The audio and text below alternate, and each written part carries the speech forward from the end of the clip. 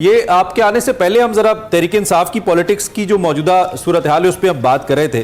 तो सलमान आबिद साहब हमारे साथ मौजूद हैं। इनका ये कहना है और यकीनी तौर पे सभी जो अजान इस मामले में सोच रहे हैं कि मामला ठीक हो, मामला सही जाने जाएं, वो ये सोच रहे हैं कि अगर दोनों तरफ से कुछ फ्लेक्सिबिलिटी हो, TORs डिफाइंड हो, रिफाइंड हो, तो मामला बेहतरी की जानिब जा सकते हैं। क्या अभी तक आपकी पार्टी की या लीडरशिप की यही अप्रोच है कि हुकूमत को चलता किया जाए, नया इंतखाब हो, उसके बाद बात हो सकती है? कहीं ना कहीं कोई फ्लेक्सिबिलिटी का एलिमेंट है जिसके बाद सूरत हाल बेहतर हो, आपके एस्टेब्लिशमेंट से ताल्लुकात बेहतर हो?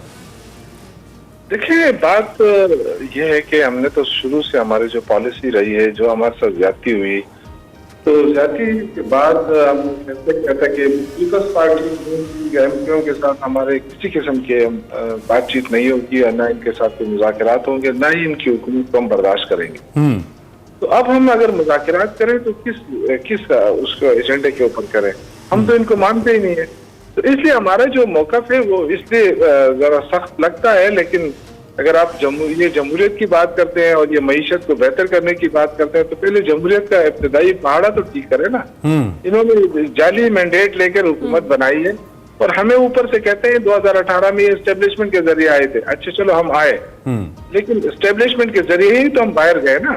उसके बाद तो हमने हाथ नहीं लगाया एस्टेब्लिशमेंट। आज जो 2024 के इलेक्शन हुए, तो क्या हमने एस्टेब्लिशमेंट के बगैर नहीं लड़ाई? तो इस तारीख को देखते हुए कतई कलामी की माजरत, ये तारीख आपकी भी है जो आपके साथ भी हुई।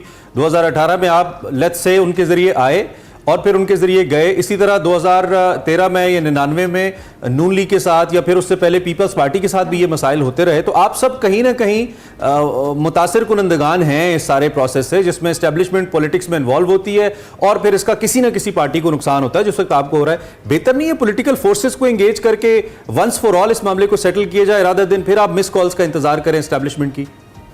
देखिए, जो जमातें हमारे साथ मिली हुई है ना, वो हमारे एजेंडे के ऊपर हैं। हम बिल्कुल उनके साथ मिलकर स्ट्रगल कर रहे हैं। लेकिन जो जमातें 4-4 बारियां लेने के बाद अब 5वीं बारी फिर एस्टेब्लिशमेंट से मिलकर कर रही हैं, तो उनसे आप क्या तवक्को करते हैं? पीपल्स पार्टी से आप क्या एक्सपेक्ट करते हैं? वो जमहूरियत की बात तो करती है, लेकिन बलूचिस्तान में खरीद फरोख्त करके उन्होंने अपनी हुकूमत बनाई। ये किसको नहीं पता है कि उन्होंने सेनेटर कितने खरीदे, उन्होंने क्या किया? मतलब इस तरह की जमहूरियत तो मजबूत नहीं होती। आप मैंडेट चोरी करके आप आराम से, अगर पीपल्स पार्टी कहती है कि हमने मैंडेट चोरी नहीं किया है, तो जिन्होंने चोरी किया उनके साथ मिलकर वो हुकूमत बना रहे हैं, तो ये कौन सी जमहूरियत है? इसका मतलब है कि ये लोग जो है बारियां जो लेते थे नंबर पे और आज इकट्ठे होकर मुल्क को खा रहे हैं, तो इनकी वजह से तो मईशत तबाह हुई, इनकी वजह से मुल्क तबाह हुआ।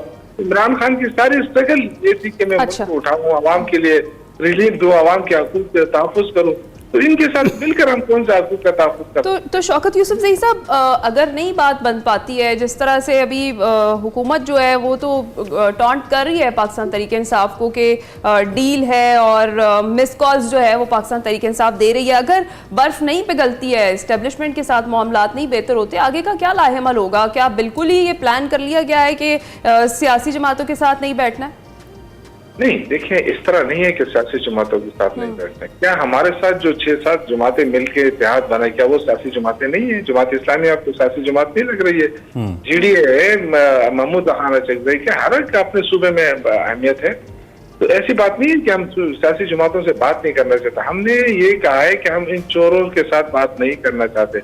ये मौक़िफ़ इमरान खान का इसलिए है कि वो ये समझते हैं कि इन्होंने मुल्क को तबाह किया। ये सारे आवाम को धोखा दे रहे हैं कि जी हम बड़े जमहूरियत पसंद लोग हैं, बड़े, लेकिन जब भी इलेक्शन आता है ये लोग जो है ना वो इलेक्शन में धांधली करा के अपने सीटें लेते हैं इस तरह।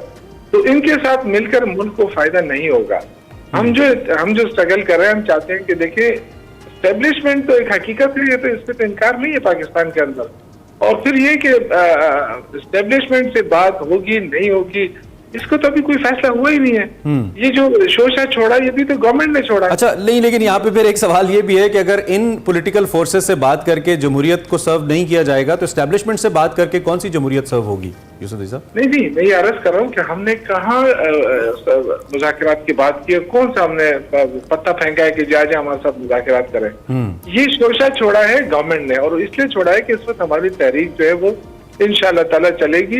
मौलाना फजल रहमान साहब की भी तहरीक चल रही है, वो फूट डालना चाहते हैं, ये मुज़ाकरात की बात करके फूट डालना चाहते हैं। इनका कोई और एजेंडा है नहीं, ये हमसे क्या मुज़ाकरात करें? क्या ये हुकूमत छोड़ने के लिए तैयार है? क्या ये हमें मैंडेट वापस देने के लिए तैयार है? इसके बगैर तो हम कोई बात ही नहीं करेंगे। ठीक है, इमरान खान ने तो कहा है कि मैं 9 महीने तो गुजर गए, 9 साल भी गुजर जाए तो मैं किसी से कंप्रोमाइज नहीं करूंगा। चलें, तो ठीक। ये क्या से ये कह रहे हैं जी डील चाहते हैं, ये एनआरओ चाहते हैं, ये जो है ना ये बिल्कुल वो मजाक वाली बात है और अपना जो है ना वो मकसद सर्व करना चाहते हैं, इससे कोई फायदा नहीं होगा। आजकल मीडिया का दौर है, आवाम को पता है कि क्या ठीक है। करना और है। पीटीआई आप कह रहे हैं कोई डील नहीं करेगी चाहे वो एस्टैब्लिशमेंट से ही हो। देखिए डील का तो सवाल ही पैदा नहीं होता है। बाकी देखिए अगर मुज़ाकरात तो वो भी तो फिर तो एस्टेब्लिशमेंट के ठीक साथ ही है, ठीक है। Shaukat Yusuf, thank you very much, बहुत शुक्रिया आपका मौक़िफ़ हम तक पहुंचा। शौकत यूसुफ सही सीनियर रहनुमा तहरीक इंसाफ अपना मौक़िफ़ दे रहे